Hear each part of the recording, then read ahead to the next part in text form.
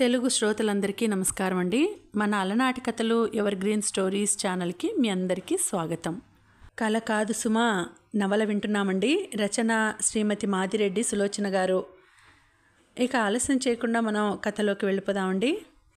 Video చూసిన వెంటనే like చేసి షేర్ చేసి తప్పకుండా సబ్స్క్రైబ్ చేసుకోండి. మన ఛానల్ని బెల్ ఐకాన్ యాక్టివేట్ చేసుకోండి. అత్తలు గిత్తలు మన జీవితాలకు పట్టిన శనుల్లాంటి వారు. వారిని మన ఇంటి ఛాయలకు రానియవద్దు. ఆ మాట విని అందరూ చప్పట్లు కొట్టారు. మీరు ఇంగ్లాండులో ఉండవలసిన వారండి. నిజమే, అమెరికాలో ఉండాల్సిన వారు. ఇలా అందరూ అభినందించారు. అనుకోకుండా ఈ గొడవ వచ్చి పడింది. తను ఎంత ప్రయత్నించినా తన అభిప్రాయం చెప్పలేకపోతోంది. విమల ధైర్యం కలది. తను శశి ఆలోచించలేకపోయింది. రవి చెయ్యి ఆమె చుట్టూ పడింది. ఇక మరేం ఆలోచించక ఆమె కళ్ళు మూసుకుంది. రామ్మ ఆనందంగా తల్లికి దారి చూపాడు రవి. వెనకే మీనాక్షి వచ్చింది. ఇల్లంతా నిశ్శబ్దంగా ఉంది. శశి, ఎవరొచ్చారో చూడు. జవాబు రాలేదు. అతను పడక గదిలోకి వెళ్ళాడు. శశి ముసుగు తన్ని పడుకొని ఉంది. అతనికి ఆమె వాలకం అర్థం కాలేదు. శశి, అమ్మ వచ్చింది, లే. తలనొప్పి బాబు, విసుక్కుంది శశి. ఒకసారి పలకరించి వద్దులే. అతని మాట పూర్తి కాకపూర్వమే మీనాక్షి, అన్నమ్మ గది గుమ్మం ముందుకు వచ్చారు. అమ్మాయిని లేపకురా, కాఫీ కాస్తాను, ఆ తర్వాత మాత్ర ఇవ్వు అన్నది అన్నమ్మ. రా, ఒంటిల్లు ఎక్కడో చూపు. అక్కయ్య, మా ఇల్లు రాజప్రసాదం కాదే, ఈ 3 గదులే అన్నాడు. నీ రాణి ఉన్న చోటల్లా రాజప్రసాదమే లేరా? వంటింట్లో నుండి వినిపించే హాస్యాలు, నవ్వులు శశి కర్ణపుటాలకు కఠోరంగా వినిపించాయి. అరగంట తర్వాత కాఫీ తీసుకువచ్చాడు రవి. శశి, లే. తలనొప్పని చెప్పలేదు? అమ్మ చేతి కాఫీ అమృతం, తాగి చూడు. మీరే మరోసారి తాగండి, నిత్య యవ్వనులు అవుతారేమో అన్నది. అమ్మో, నువ్వు ముసలిదానివి కావటం సహించగలనా? ఏమిటా గోలా? విసుక్కుంటూ లేచి కాఫీ తాగింది. ధన్యులం అన్నాడు చిలిపిగా. ఆ తర్వాత అందరి గొంతులు గోలగా వినిపించాయి. రవి తల్లికి అక్కకు అన్నీ చూపి స్నానానికి వెళ్ళిపోయాడు. పిన్ని, మనం రావటం ఆ అమ్మాయికి ఇష్టం లేదేమో, మీనాక్షి అన్నది మెల్లగా. అదేం కాదే, చిన్నతనం అన్నమ్మ నవ్వింది. అయి ఉంటుంది. మీనాక్షి అలా అన్నదే కానీ ఆమె మనసు అంగీకరించడం లేదు. అదే ఆలోచన అన్నమ్మకు వచ్చింది. ఎంత తలనొప్పి ఉన్నా పలకరించవచ్చు కదా. అమ్మా, వంట అయితే పర్వాలేదు, కాకపోతే బయట భోజనం చేస్తాను. అయిపోయిందిరా. అన్నం పెట్టి తను తెచ్చిన రకరకాల పచ్చళ్లతో వడ్డన పూర్తి చేసింది. భోజనం చేసి గదిలోకి వచ్చాడు రవి. శశి, ఇది చదువుకున్న వారి లక్షణం కాదు. ఏమిటి? శివంగిలా లేచింది శశి. ఇంటికి ఆత్మీయులు వస్తే ముసుగు తన్నటం. నీ ఇష్టం, కానీ లేచి భోజనం చెయ్యి అని చెప్పి వెళ్ళిపోయాడు. ఆమె హృదయం బగ్గుమంది. మొదటిసారిగా భర్త ఎంత నిర్లక్ష్యం చేశాడు. మామూళ్ళు వసూళ్ళు అంటూ గొడవ చేసేవాడు. దీనికంతకు అత్తగారి కారణం అని తేలిపోయింది. ఏమ్మా, తగ్గిందా తలనొప్పి? గుమ్మంలో నిలబడి అడిగింది అన్నమ్మ. నోరు విప్పవమ్మా మరదలి పిల్ల, ముత్యాలు రాలిపోవు. రాలినా ఏరి హారంగా కూరుస్తాను సరా? మీనాక్షి చమత్కరించింది. నాకేం వద్దు అన్నది. ఏమ్మా అలక? దగ్గరగా వెళ్ళింది మీనాక్షి. రాత్రిపూట అలిగితే తెల్లవారేసరికి మర్చిపోవాలమ్మా. నేనేం అలగలేదు.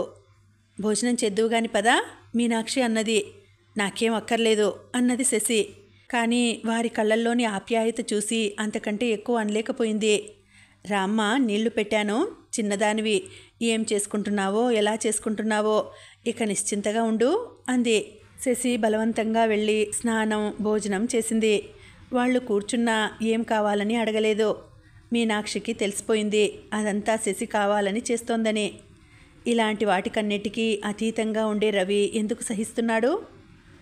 ఆమె ఆలోచనలో ఉండగానే శశి తయారై బయటకు వెళ్ళింది. సంఘం, జనం యొక్క ఆలోచన విలువలు మారుతూనే ఉన్నాయి. ఆ మార్పులన్నీ అంగీకరించవచ్చు.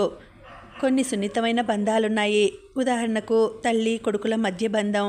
దానికి ఏనాడైనా ఒకే విలువ ఉంది. ఆ బంధాన్ని విడగొట్టి తామెక్కడో అమెరికాలో, ఇంగ్లాండులో ఉన్నామనుకుంటే పొరపాటే. నేటి స్త్రీలు విపరీతంగా విదేశ ఆచారాల పట్ల వ్యామోహం పెంచుకుంటున్నారు. అందులో ఉపయోగమైన వాటితో పాటు నిరుపయోగమైనవి కూడా ఉన్నాయి. వాళ్లకు చాటుమాటు వ్యవహారాలు చాలా తక్కువ. మనకు ఒక్క మాట నిక్కచ్చిగా మాట్లాడటం రాదు. ఏ కారణం చేతనైనా భర్తతో పడని సందర్భం వస్తే వెంటనే అతనికి తన విషయం చెప్పి తప్పుకుంటుంది పాశ్చాత్య స్త్రీ. మన స్త్రీలు అటు భర్త పర్యంకాన ఉండే ఆరాధించే పురుషుణ్ణి తలపోస్తారు. నాగరికత అంటే వేష భాషలలోనే కానీ మాటలో ఎక్కడా కనిపించదు. మళ్ళీ తెగింపు ఉండదు. అందరూ పతివ్రత అనుకోవాలనే తాపత్రయంతో చాటుమాటు వ్యవహారాలు పెట్టుకుంటూ ఆత్మను చంపుకొని బ్రతుకుతున్నారు. దూరపు కొండలు నునుపని పరిగెత్తే వీరికి అక్కడి ఆచారాలు పూర్తిగా తెలిస్తే బాగుండును. అబ్బా, ఇంగ్లండులో ఎంత హాయి! పెళ్లి కాగానే ఆ దంపతులను ఎవరికి వారిని వదిలేస్తారు అని ఒకసారి అనుకొని తన భావాలు ఎంత ఎదిగాయో నిరూపించుకునే స్త్రీ ఒక్కసారి అయినా ఇంకో కోణం నుండి ఆలోచించదు. ఇంగ్లాండులో తమ పని తాము చేసుకోవడానికి సిగ్గుపడరు. ఇక్కడ మళ్ళీ ఎవరి హోదాను గూర్చి వారు అప్రమత్తమై ఉంటారు. మన ధోరణిలో మనం పోము. అనుకరించిన ఉపయోగమైన విషయాలలో అనుకరించాం. ఏమిటో మీనాక్షి తన ధోరణిలో ఏదో ఆలోచిస్తున్నది. ఆమెకు డిగ్రీలు లేకపోయినా, ఉద్యోగం చేయకపోయినా భర్త సహృదయత వల్ల తన అభిప్రాయాలు వ్యక్తపరిచే అవకాశము, నలుగురితో కలిసి మసిలే అవకాశము లభించాయి. మీనమ్మ, నువ్వు పండుకోలేదా? లేదు పిన్ని అన్నది. అమ్మాయి ఏమీ చెప్పలేదు. టిఫిన్ ఏదైనా చేద్దామా? రవిరాణి మీనాక్షి మాట పూర్తి కాక పూర్వమే దూకుడుగా వచ్చింది శశి. వెధవ సంసారాలు, వెధవ బ్రతుకులు. మగవాడట మగవాడు, మొద్దువాడు. ఎవరమ్మా మరదల పిల్ల? పిల్లా గిల్లా అనద్దు, నేను మిస్సెస్ రవిని. ఓ, ఈ కాలంలో మొగుణ్ణి నిరసిస్తూనే ఆ మొగుడి పేరు వెనక్కు తగిలించుకోవడం ఫ్యాషన్ అనుకుంటాను. నీ అంత నాగరికత నాకు లేదమ్మా. శశిరేఖ అంటాను, సరా? గారు తగిలిస్తాను. శశి తెల్లబోయింది. తన భర్త బంధువులంతా పల్లెటూరివారు, అనాగరికులు, లొడలొడా వాగుతారు అనుకునేది. అసలు సంగతి వదిలేశావు మిస్సెస్ శశిరేఖ. మీనాక్షి అందుకుంది. విమెన్ లిబ్ను ప్రోత్సహించే స్త్రీలమంతా చేరి ఓ క్లబ్బు ఏర్పాటు చేసుకున్నాం. ఇప్పుడే ప్రారంభించారు కదా. దానికి బిల్డింగు లేదు. రాఘవ అని ఓ స్టూపిడ్. భాష నవ్వింది మీనాక్షి. నేనేం చెప్పను? అలకలో ఈ చిలక ఎంత బాగుంటుందో తమ్ముడు వచ్చాక. సారీ, తమ్ముడు అనకూడదేమో. రవి వచ్చాక చూస్తాడు. అసలు విషయం చెప్పు అన్నది మీనాక్షి. అరే, చిత్రంగా ఉందే. నాకు కోపం పిలిస్తే వస్తుంది. ఇంత అవమానించినా వీరికి కోపం రావటం లేదా అనుకుంది శశి. చెప్పు శశిరేఖ. ఆ రాఘవ నాకు తెలుసు. అయితే ఏం? అతని భార్య సమర్థురాలు. ఈ కార్యక్రమాలు నిర్వహిస్తుంది. అతని ఇంట్లో మీటింగు జరిగేది. ఈరోజు అతను అందరినీ అవమానం చేసి పంపాడు. తన ఇంట్లో మీటింగ్స్ జరగకూడదట. మరి అతన్ని ఏం చేయదలిచారు? గంభీరంగా అడిగిన ఆమె కళ్ళల్లో కొంటెతనం గమనించకపోలేదు శశి. సమావేశం కాలేదు కదా. రేపు మా ఇంట్లో జరుగుతుంది సమావేశం. అప్పుడు నిర్ణయిస్తాం. మంచిదే అన్నది మీనాక్షి ఆలోచిస్తూ. శశి గతుక్కుమంది. సమావేశం జరగకముందే ఈవిడితో చెప్పాను. రవికి మీనాక్షి ఎన్ని చాడీలు చెబుతుందో ఏమో అనుకుంది. పని పిల్ల వచ్చింది. ఆమె పలహారం చేస్తానంటే అన్నమ్మ వద్దని వారించింది. ఏం కావాలో చెప్పమ్మా, నేను చేస్తాను. మాకు కావలసినట్టు చేయటం పారిజాతానికి నేర్పించాను. అలాగే చేయించు. నీ కోడలు నీకు విశ్రాంతి ఇవ్వాలనుకుంటోంది మీనాక్షి అన్నది. శశిరేఖ ముఖం ఎర్రబడింది. విసురుగా గదిలోకి వెళ్ళిపోయింది. పారిజాతం సాయంతో అన్నమ్మ ఉప్మా చేసింది. రవి వచ్చాడు.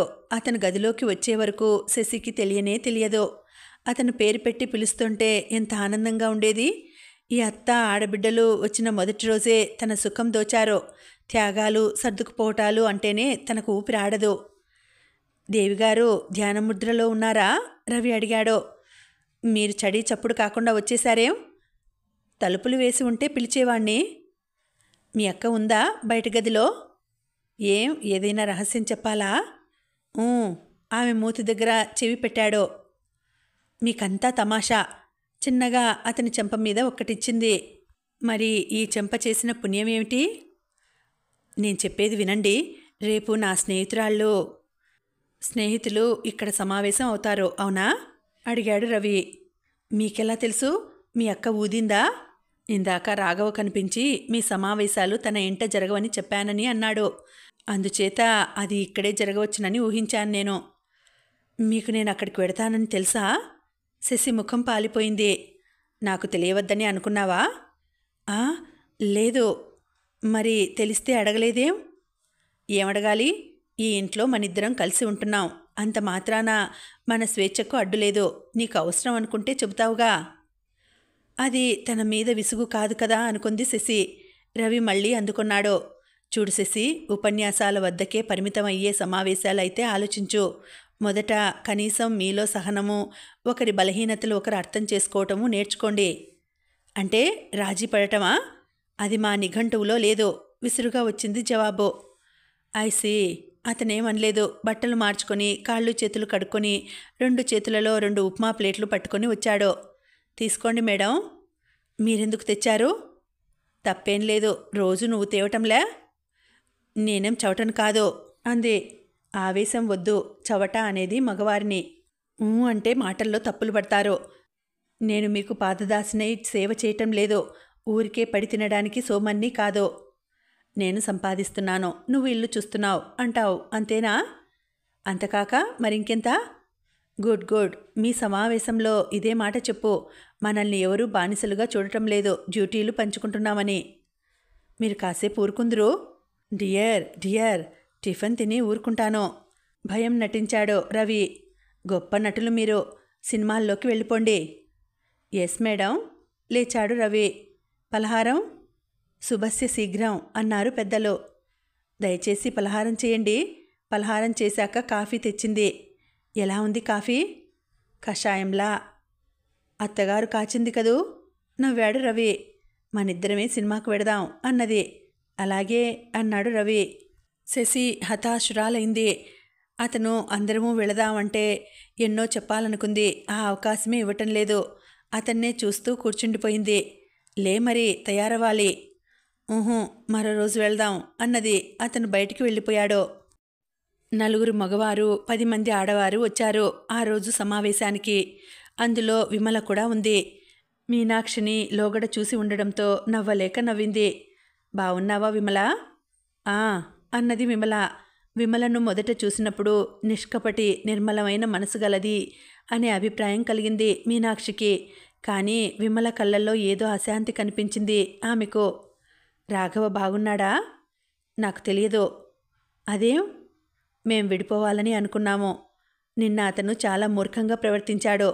అతన్ని వదిలివేసి ఇతనింట్లో ఉంటున్నాను. ఒక యువకుణ్ణి చూపింది. అలాగా అన్నది ఇబ్బందిగా. మీనాక్షి వదిన, ఆ మెడలో నల్లపూసలు వేసుకోకపోతే మీ ఆయన గదిలోకి రానివ్వడా? తెల్లబోయింది మీనాక్షి. మన స్త్రీలే అంత గల్లుగల్లుమనే గాజులు అందెలు మ్రోగిస్తూ మేము ఆకర్షించడానికి వచ్చామని మగవాడికి బానిసలైపోతారు. వ్యక్తిత్వం లేని మనుషులు. హేళనగా నవ్వింది విమల. విమల, అదృష్టవశాత్తు నా భర్త అంతకు దిగజారలేదు. ఎవడో పనికిమాలిన ఆడంగి మగవాడు తప్ప తక్కినవారు భార్య నల్లపూసలు వేసుకుందా, నాంతాడు వేసుకుందా అని చూడరు. వేసుకోవటం ఎందుకో? ఇతరుల సంగతి తెలియదు కానీ నా సంగతి చెప్తాను విను. నాకిష్టం కాబట్టి వేసుకుంటాను. అదిగాక మొగుడు వేసినవి కావుగా. పురిటి స్నానం కాగానే చేతులకు పూసలు కడతారు. పాప తన గాజులు చూసి ఆడుకుంటుందని గాజులు వేస్తారు. విమలగారు, అందరూ అసహనంగా ఉన్నారు. పదండి. శశి లాక్కుపోయింది. జ్వాల కవితతో ఈనాటి కార్యక్రమం ప్రారంభమవుతుంది. విమల చెప్పి కూర్చుంది. జ్వాల అనే ఆవిడ వచ్చింది ముందుకు. వివాహమా? కాదది ధన వ్యామోహం. అడిగేది మగవాడా? కాడు, స్త్రీల పాలిట యముడు. కూల్చు ఈ వ్యవస్థను. సంఘాన్ని కాల్చు నీలో అణగిన అగ్నిజ్వాలలతో. అందరూ చప్పట్లు కొట్టారు. మీనాక్షి అక్కడికి వెళ్ళి కూర్చుంది. శశి ఇబ్బందిగా కదిలింది. ఇదెక్కడి పిలవని పేరంటాం అనుకుంది. జ్వాల కూర్చోబోయింది. మీనాక్షి ఆగమని చెయ్యూపింది. ఏమిటండి? మీ ఆవేశం, అర్ధయుక్తమైన కవితలు నన్ను ఆకర్షిస్తున్నాయి. 1-2 ప్రశ్నలకు జవాబు ఇచ్చారా? ఈరోజే జవాబు రాస్తాను మా వారికి. మీకు నాకు రామ్ అంటూ. జ్వాల ముఖం ప్రసన్నమైంది. విమల ముఖం జేవురించింది. అడగండి అన్నది జ్వాల. నీకెప్పుడైనా జ్వరం వచ్చిందా అమ్మా? శరీరం అన్నాక జ్వరాలు రాకుండా ఉంటాయా? వ్యాధికి మందు ఉందా? అదేం ప్రశ్న? రోగం వస్తే డాక్టర్ దగ్గరకు వస్తాము.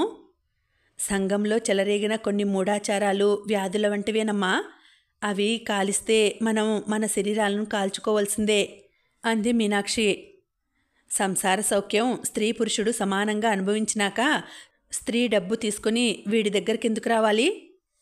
నిజమే, కానీ ఈ కట్నాల వ్యవస్థ ఆడపిల్లది అబ్బాయిది ఇద్దరిది తప్పేనమ్మా.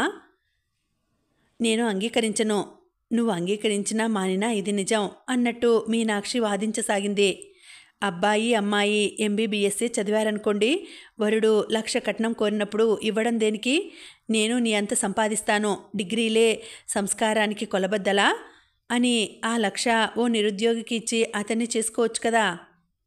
జ్వాల దగ్గర జవాబు లేదు. అందరి వంక చూసింది. అందరికీ మీనాక్షిని తరిమేయాలన్నట్టుంది.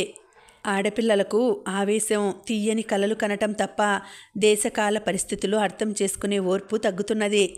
ఆవేశం తప్ప ఆలోచన ఉండదు.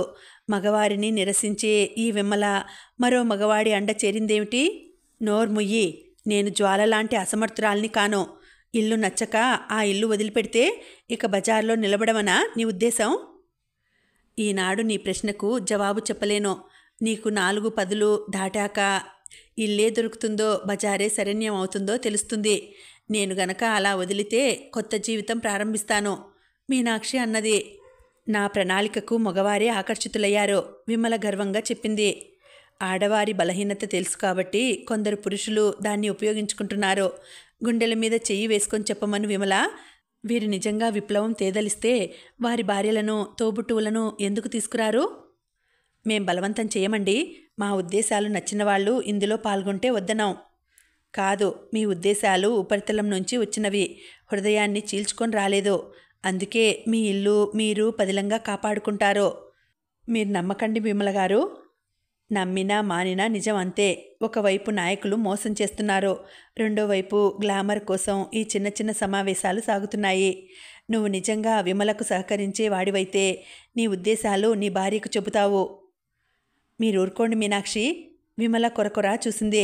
సరే విమల, అందరికీ వాక్ స్వాతంత్ర్యం ఉందనుకుంటూనే వాస్తవ దృక్పథంతో ఆలోచించవంటే ఆవేశపడతావేం? ఒక్కటి గుర్తుంచుకో, ఆచరించగలిగిందే నలుగురికి చెప్పు.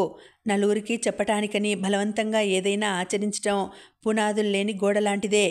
నాకు తెలిసినంతవరకు రాఘవలో. నీవు ముందు మాటలు మానేస్తారా? నన్ను వెళ్ళమంటావా? విమల లేచింది. శశి ఆదుర్దాగా కోపంగా చూసింది ఆడపడుచును. మీనాక్షి నవ్వుతూ వంటగదిలోకి వెళ్ళిపోయింది. ఏమిటమ్మా మీనా? అన్నమ్మ మీనాక్షిని అడిగింది. ఏం లేదు పిన్ని, మన ఇంట్లో ఈ వాదోపవాదాలు మామూలేగా అన్నది నవ్వుతూ. అది కాదమ్మా, విమల గట్టిగా అంటే బయటికి వినిపిస్తుందని అన్నమ్మ ఊరుకుంది. పిన్ని, కాల ప్రవాహంలో ఇలాంటివి కొట్టుకు వస్తాయి పోతాయి. నువ్వే చెబుతావుగా. సబ్బుముక్క కొంటే మీ అమ్మమ్మ చేసే గోలా? సబ్బుముక్కకు సంసారానికి ఏం పొత్తు? పొత్తని అనటం లేదు పిన్ని. మార్పులు వచ్చిన కొత్తల్లో భరించటం బాధగానే ఉంటుంది. మార్పులు నువ్వు అంగీకరిస్తావా? అవసరమైన మార్పులను ఎప్పుడూ ఆహ్వానించాలి పిన్ని. కానీ ఏదో చేశానని నలుగురి మధ్య గుర్తింపు కోసం చేయబోయిందే ప్రమాదానికి దారితీస్తుంది. అక్కడే చాపపై ఇద్దరు నడుము వాల్చారు. వద్దనుకున్న మీనాక్షి చెవులకు బయట మాటలు వినిపిస్తున్నాయి. స్త్రీని ఈ సంఘం మనుషులు మోసగించారు. కాదని ఎవడన్నా అంటే చెప్పుచ్చుకు తన్నాలి. అవును, నాకే గనక శక్తి ఉంటే ఈ సంఘాన్ని వ్యవస్థలను కాల్చిపారేద్దును. విదేశాలలోని ఆదరణ మన దేశంలో స్త్రీకి లభించేది ఎప్పుడో.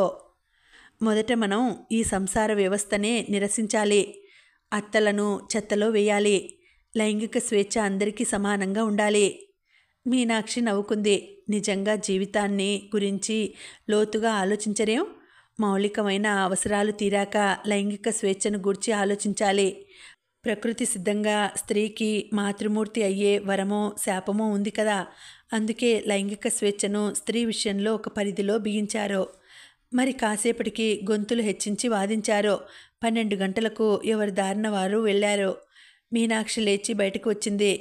శశి ఆమెను నిరసనగా చూసి తలుపులు చేరవేసి పడక గదిలోకి వెళ్ళిపోయింది. మీనాక్షి తలుపు తీసి గుమ్మంలో నిల్చుంది. ఓ 16 ఏళ్ల అమ్మాయి ప్రక్క గుమ్మంలో నిల్చొని ఆసక్తిగా చూస్తోంది. మీరు ఈ ఇంట్లో ఉండే రవి అక్కను. నేను ఈ ప్రక్కనే ఉంటాను. నా పేరు నీలా. మీ వారికి ఉద్యోగమా? అవునండి, మా మామయ్య జీవిత బీమా కార్యాలయంలో పనిచేస్తారు అన్నది. వెనుక దగ్గు వినిపించి మీనాక్షి ఇంట్లోకి వచ్చింది. శశి నిలబడి తీక్షణంగా చూసింది. ప్రక్కింటమ్మాయి పలుకరిస్తే, ఎవరు అమ్మాయి? నాకంటే పెద్దదే అయి ఉంటుంది. మీకు అమ్మాయిలా కనిపించిందా? మరి నేను పెద్దదాన్నే కదమ్మా. నీలాట. తెలుసు, దాంతో మాట్లాడటమే పాపం. అదేం? కోటికి గతిలేక మేనమామని చేసుకుంది. ఇప్పుడు వాడు నచ్చలేదట అన్నది వెటకారంగా. అలాగా అన్నది. మీనాక్షికి కుతూహలంగా ఉంది. వెళ్ళి తమ్ముడు వచ్చే వేళకు తయారవ్వాలని తల విప్పుకుంది. రవి వచ్చాక జులాజికల్ పార్కుకు వెడదాం అన్నాడు. తనకు చూడాలని లేదని రానన్నది శశి. అక్కయ్య వెళ్ళిపోయాక నువ్వు సత్యభామలా కాలితో తన్నే వరకు బ్రతిమాలుతాను. పద డియర్. అక్కర్లేదు అన్నది. కోపమెందుకే చెలియా? సఖియా. చెవి దగ్గరలో చెయ్యి పెట్టుకుని ఓ చెయ్యి ముందుకు చాపి అభినయించాడు రవి. నాకు మండిపోతోంది. Fire service? షటప్. నోరు మూసుకున్నాడు రవి. శశి అక్కడి నుండి లేచి వెళ్ళింది. రవి లాభం లేదని అక్కను తల్లిని వెంటబెట్టుకుని వెళ్ళిపోయాడు. శశికి మంటగా ఉంది.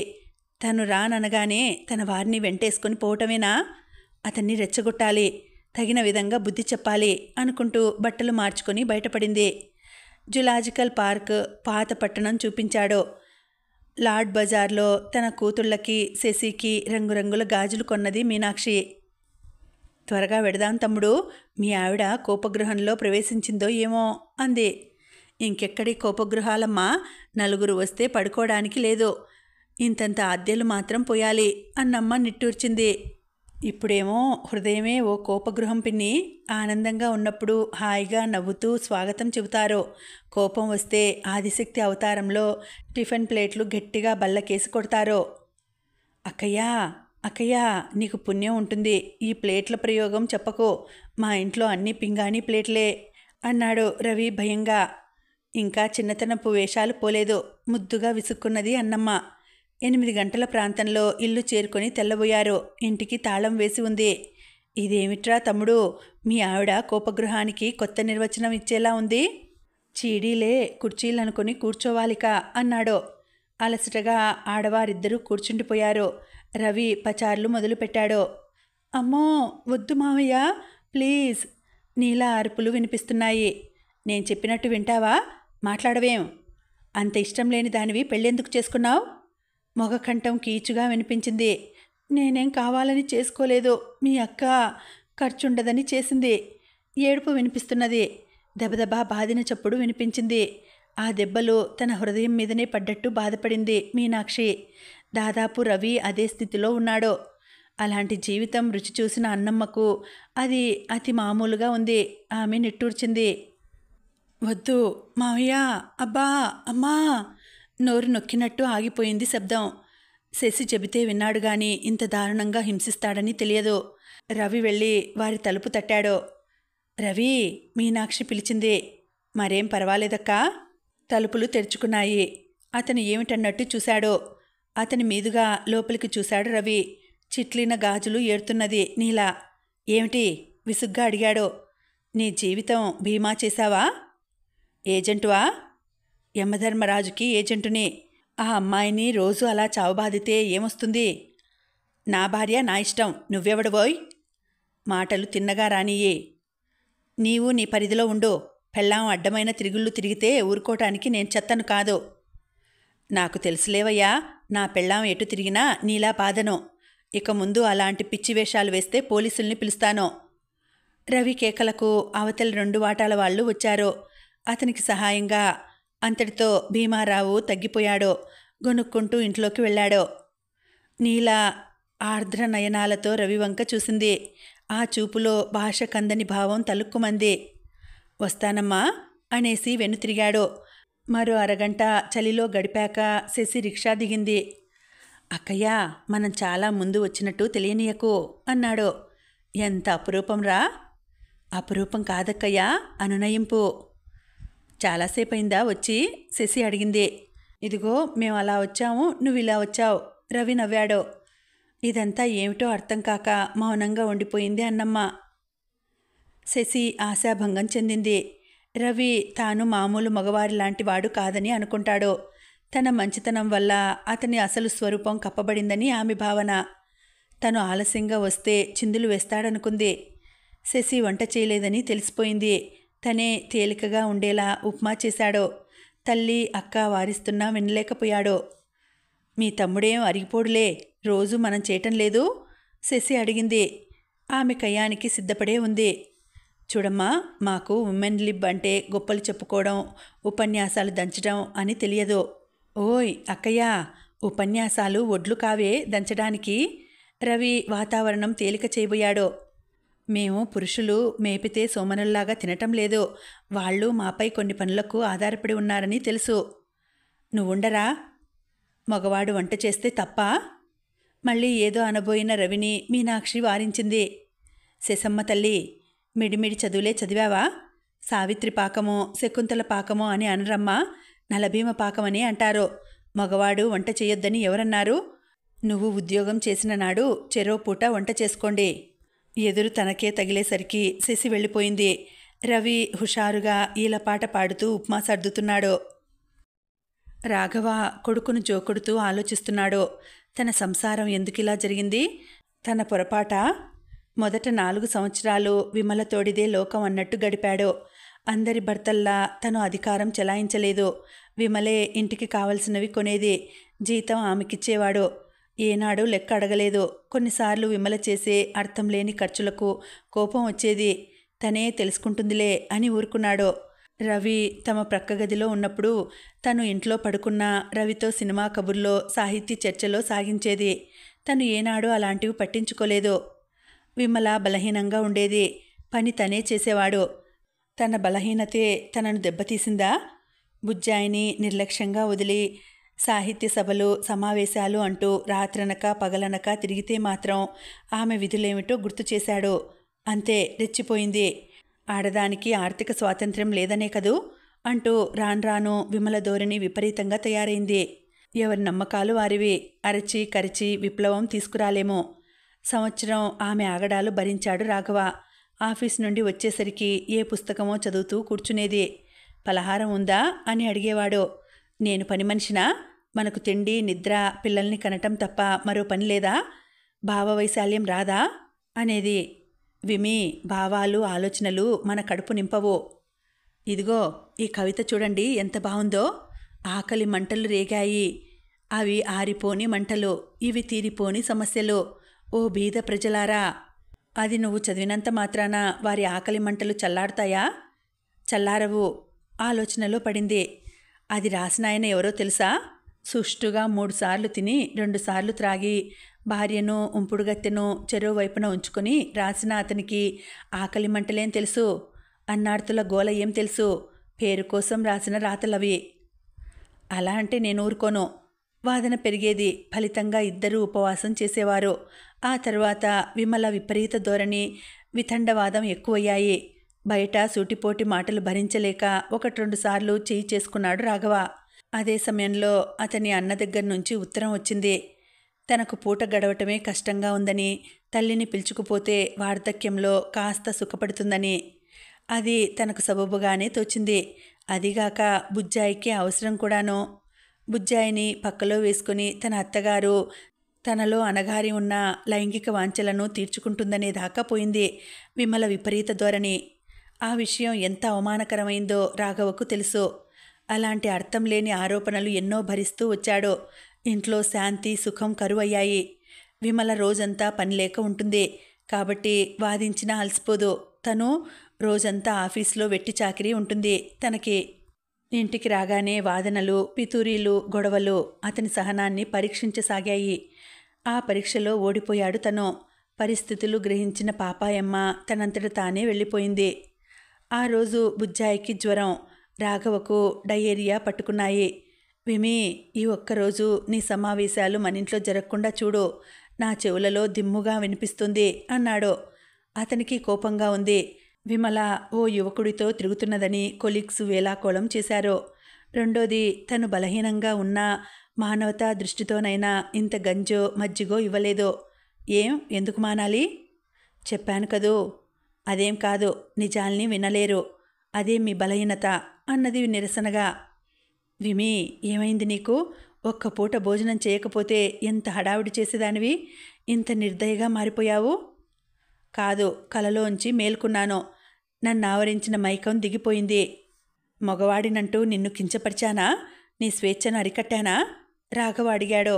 ఇప్పుడు చేస్తున్న పనేమిటో ఒకటి గుర్తుంచుకోండి, 600 106 ఈ మీటింగ్ జరుగుతుంది. వెళ్ళిపోయింది. అందరూ ముందు గదిలో సమావేశం కాగానే అతని హృదయం బగ్గుమంది. మగవాడినన్న అహం బుస్సుమంది. మంచి చెడు మర్చిపోయి అందర్నీ తిట్టి తన ఇంటి ముందుకు రావద్దన్నాడు. వారితో పాటు విమల బయలుదేరింది. ఎక్కడికి? రాఘవ ఆమెను ప్రశ్నించాడు. నా ఇష్టం వచ్చిన చోటుకు. ఈ క్షణం నుండి నీకు నాకు ఏం సంబంధం లేదు. సుమంత్తో వెడుతున్నాను అన్నది నిర్లక్ష్యంగా విమల. సుమంత్తోనా? ఆశ్చర్యపోయాడు. ముక్కుపచ్చలారని పిల్లాడిలా ఉంటాడు అతను. మగవాడికుండే కరుకుతనం మోటుతనం లేదు. అమ్మాయిలా అందంగా సుకుమారంగా ఉంటాడు. ఏం అతను చిన్నవాడనా? మగ సన్యాసులు 60 ఏళ్లున్నా 20 ఏళ్ల అమ్మాయిని చేసుకోవటం లేదు. Wish you best of luck ఆ క్షణంలో ఉక్రోషంగా అన్నాడు. విమల వెళ్ళిపోయింది. మన చుట్టూ ఉన్న మనుషులు ఒక సమస్యను అర్థం చేసుకునే అంత ఉన్నతంగా ఎదగలేదు. ఆడదాన్నే పొడుచుకు తింటారని భ్రమపడతారు. కాకుల్లా మగవారిని పొడుస్తారు. అయితే మగవాడు పెద్దగా పట్టించుకోడు. అదే తేడా. మీ ఆవిడ? నాకెందుకులే, ఆఫీసులో ఒకతను అడిగాడు. అబద్ధమని అనుమానమా? స్వయంగా చూశాను నేను. ఉద్యోగాన్వేషణలో తిరుగుతోంది. ఇంకొకడు అన్నాడు. లేచిపోయిందా?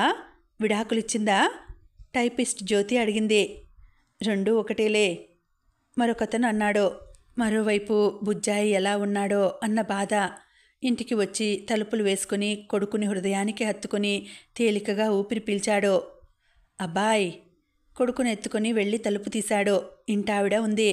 ఈ పులుసు తీసుకో బాబూ. ఇప్పుడేం వంట చేస్తావు? చేశానండి అన్నాడు మామూలుగా ఉండడానికి ప్రయత్నిస్తూ. నీకెంత గతి పట్టింది నాయనా? బాధపడింది. నా గతికేమండి? ఇష్టం లేక భార్య వెళ్ళిపోతే నా బ్రతికే పోయిందా?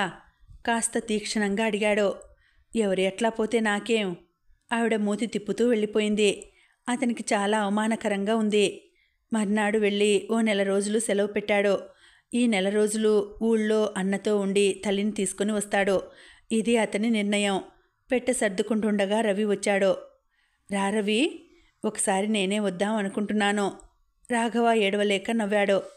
పర్వాలేదు, నువ్వేం చింతించకు. విమలలో అంతర్లీనమైన లైంగిక వాంఛలు బలంగా ఉన్నాయని నా అనుమానం. రవి, నాకెలా తెలుసునని బాధగా ఉందా? ఇప్పుడు వచ్చి మా వీధిలో కాపురం పెట్టింది. రవి తన సంసారాన్ని నట్టేట ముంచింది. మీ సంసారం ఏమవుతుందో? పట్టుకుంటే ఊడిపోయే బంధం అయితే పోనీ రాఘవా అన్నాడు నిర్లక్ష్యంగా. నాకంతా అయోమయంగా ఉంది. కాలమే అన్నింటినీ సర్దుబాటు చేస్తుంది. అతని దగ్గర ఉండి బస్ ఎక్కించి వచ్చాడు రవి. బస్ కదిలాక కళ్ళు ఒత్తుకున్నాడు రాఘవ. ఎన్ని తీయని కలలతో తామిద్దరూ మొదటిసారి బస్ ఎక్కారు. అదో మరుపురాని మధురమైన అనుభూతి. నాన్నా, ఏం బుజ్జి? అక్కడ అమ్మ ఉంటుందా? అన్నాడు వాడిని ఒడిలోకి తీసుకొని. ఇంకా ఉందండి, కథ కొనసాగుతుంది. మళ్ళీ వచ్చే వీడియోలో తర్వాతి భాగం తెలుసుకుందామండి. అంతవరకు సెలవు. నమస్తే.